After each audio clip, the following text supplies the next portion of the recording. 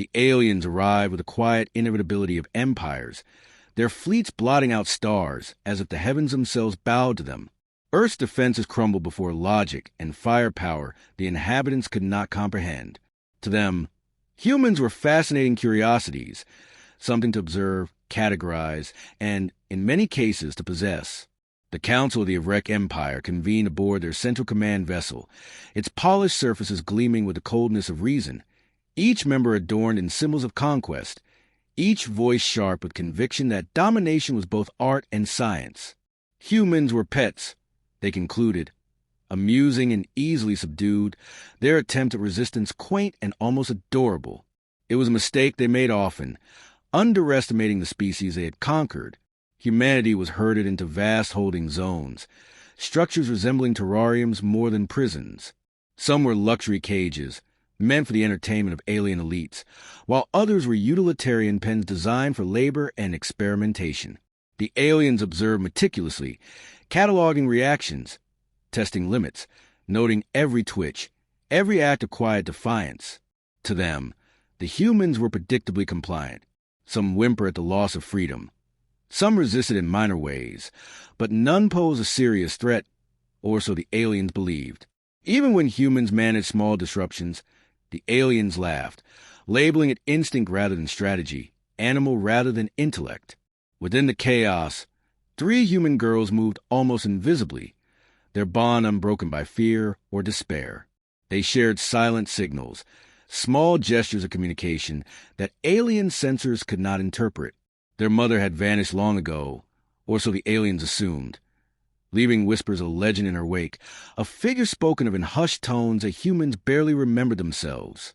The girls were ordinary by any visible measure, but beneath the surface burned the intelligence and cunning that would soon become impossible to contain. Aliens looked at them and saw only clever pets, amusing anomalies that might provide mild diversion in an otherwise orderly system. They underestimated the depth of their quiet observation, the sharpness of their minds, the patience cultivated in the shadows. The aliens' overconfidence was pervasive.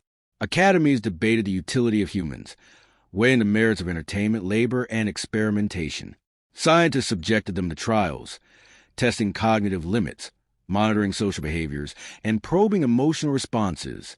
They noted ingenuity and resilience, but dismissed it as reflex, instinct, survival, the same way one might admire a sparrow navigating a storm. The girls observed, memorized, and communicated in ways undetectable, laying the groundwork for actions far beyond what the aliens imagined possible. They learned quickly, each mistake recorded, each pattern noted, each weakness cataloged with precision only humans possessed, instinct and intelligence intertwined. In the holding zones, daily life was an exercise in small acts of resistance. Humans feigned compliance while concealing tools, smuggling messages, observing guard patterns, and plotting minor disruptions.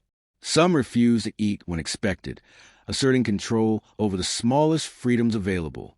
Graffiti appeared in hidden corners, symbols and messages only humans understood, declarations of survival, of identity, of defiance. The aliens dismissed these as inconsequential, trivial, predictable behaviors. Yet each act, small though it seemed, seeded understanding, sowed resilience, and nurtured the unspoken rebellion growing like a pulse beneath the skin of captivity. The 3 girls orchestrated subtle networks among the captive population. Their communication was silent but effective, gestures and signals that bypassed alien detection. They taught others methods of observation, of memorization, of coordinated action that the aliens did not recognize as planning. It was all framed as play, as instinct, as harmless diversion, and the aliens accepted it without suspicion. Underneath, it was preparation, training, and understanding, building a foundation that could not be dismantled. The girls' ingenuity was underestimated at every turn, their intelligence disguised by humility and necessity. Aliens conducted experiments intended to demonstrate dominance, to reinforce the hierarchy in the minds of both captors and captives. They applied alien technology to test problem-solving, emotional resilience, and physical adaptation. Each test was designed to humiliate, to extract data, to assert control. The humans failed in expected ways, or so the aliens thought, until subtle deviations appeared. A lock bypassed faster than its design should allow. A tool repurposed in ways the aliens could not have predicted. Coordinated action emerging in the smallest, most overlooked details. The aliens documented these anomalies with interest, but never with fear. They cataloged without understanding, observed without comprehension. Stories passed among the human captives. Tales of a mother who had once resisted in ways almost mythic. An enigmatic figure whose presence had inspired survival and cunning before her disappearance. The three girls repeated fragments, piecing together memory and legend, transforming them into strategy. Each retelling strengthened resolve, sharpened perception, and honed tactics.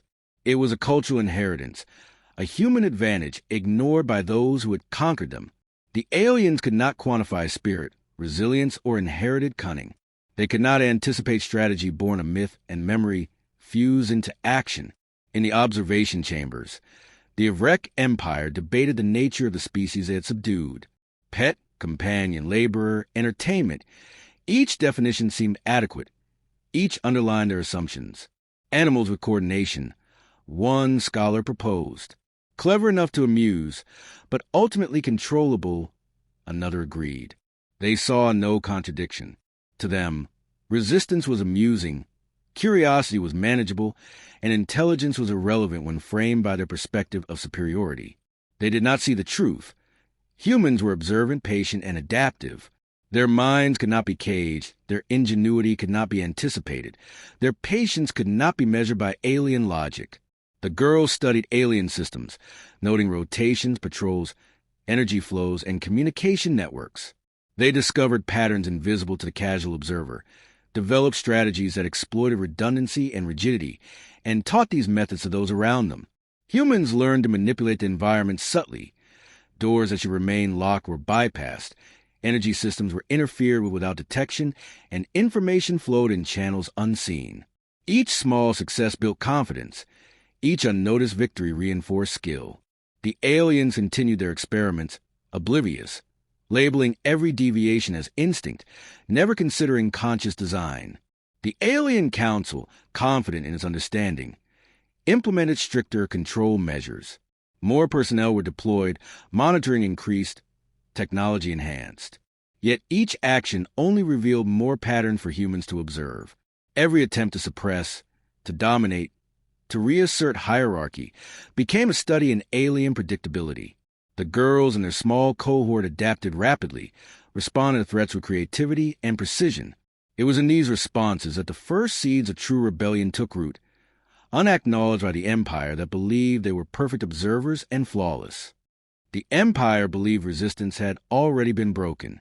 Humanity's spirit, they declared, was subdued, its fire extinguished in the efficient machinery of captivity. They treated the whispers of disobedience as anomalies, amusing interruptions in an otherwise predictable system. Yet within the shadows of the holding zones, something deliberate had begun. The small act of defiance that had been dismissed as instinct grew sharper, coordinated, unmistakably intentional. The humans were no longer stumbling blindly. They were shaping patterns, drawing maps of opportunity, testing the limits of their cage. The aliens had not noticed the difference, but they would. It began with silence. Not the silence of submission, but the silence of planning, of calculation. Entire sections of human captives move in harmony without words, their actions synchronized with uncanny precision. A refusal to perform labor spread across groups who had never been observed together. The Empire assumed coincidence. Yet the patterns grew too consistent, too exact, to be chance. Guards increased pressure, but every escalation was met with adaptation. Where control tightened, humans found seams to exploit. Where technology was introduced, it was studied, memorized, and bent toward human advantage. The three girls remained at the center of this change. Their leadership was invisible, their signals undetected, their influence woven into the fabric of daily existence. Captives looked to them instinctively, finding confidence in their presence, courage in their eyes, direction in their subtle movements.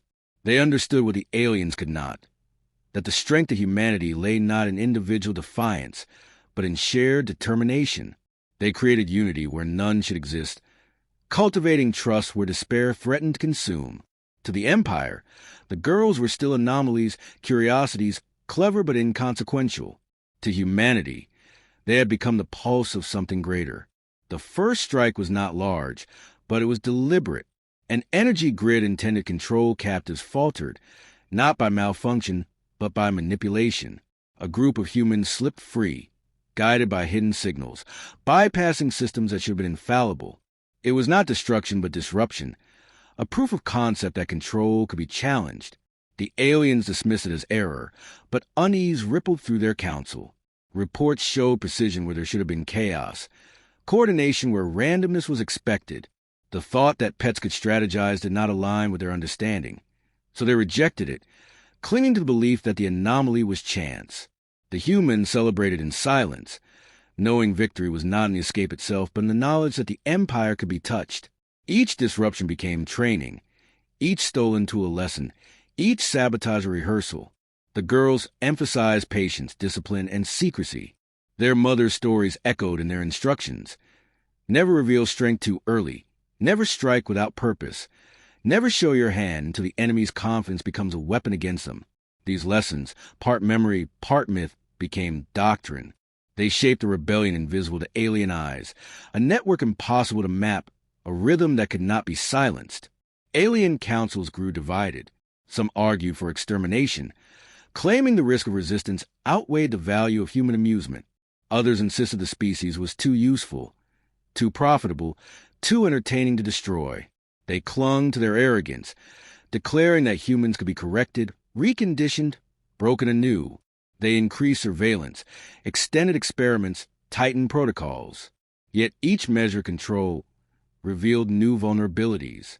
The humans adapted faster than the systems could compensate. A method of suppression in one sector became the blueprint for evasion in another. For every adjustment the Empire made, humans discovered patterns to exploit. Humanity's defiance took new forms. Songs whispered in confinement carried hidden messages, instructions embedded in rhythm and rhyme. Artwork etched into walls disguised maps and strategies. Even the act of eating or refusing food became coded signals. What the Empire saw as culture or habit was weaponized communication, a language they could not decode. The three girls refined it, teaching others without ever being caught, ensuring that every human, regardless of age or ability, could contribute. It was resistance without boundaries, rebellion disguised as life. The Empire responded with brutality, attempting to crush spirit with fear. Entire groups of captives were culled as examples, their deaths broadcast to instill obedience. The aliens watched with despair, expecting silence, expecting submission. What they received was defiance sharper than before. Humans mourned in private, but turned grief into fuel, each act of cruelty reinforcing the resolve to fight. The girls carried the weight of loss heavily, but transformed it into instruction, reminding others that the Empire's strength was also its weakness, arrogance that could not see what grew beneath its gaze. The rebellion expanded beyond containment zones. Tools smuggled into labor sites became weapons. Alien equipment meant for experimentation was dismantled and repurposed. Systems designed to monitor humans were infiltrated by human hands, redirected subtly, creating gaps that should not exist. Guard began to vanish, not in battles, but in silence, their disappearances unexplained. Rumors spread within the Empire, whispers that humans were no longer predictable, no longer manageable. Fear crept into alien ranks, those unspoken, buried beneath official proclamations of control. The girls understood the power of perception. They ensured that every act of rebellion carried weight beyond its immediate effect. Symbols appeared across captivity zones, impossible to erase, multiplying no matter how diligently they were scrubbed away. Stories spread faster than surveillance could contain, legends of victories both real and exaggerated. The Empire thought it fought isolated incidents. It did not see the collective force binding them. Humans had begun to fight not only with tools and sabotage, but with memory, myth, and shared vision. The turning point came when the Empire attempted a decisive show of dominance. They gathered humans in vast numbers, intending to break their will through massacre, a demonstration of hopelessness. But the humans had already anticipated. Systems failed at crucial moments. Energy barriers collapsed at the wrong time. Weapons malfunctioned, in ways that could not be coincidence. Entire groups escaped in confusion, not by chance but by design. For the first time, the Empire's power did not terrify. It faltered. For the first time, aliens looked at humans and felt not amusement but unease. The humans carried their victory silently, understanding it was not final but foundational. The rebellion had teeth now, and the Empire knew it. Every act from that moment forward was sharpened by the knowledge that control was an illusion. The aliens could not cage spirit, could not quantify adaptability, could not comprehend the force of collective defiance. They began to whisper among themselves, question in private, doubt in silence. The image of humans as pets fractured, replaced with the creeping realization that they had never understood the species at all.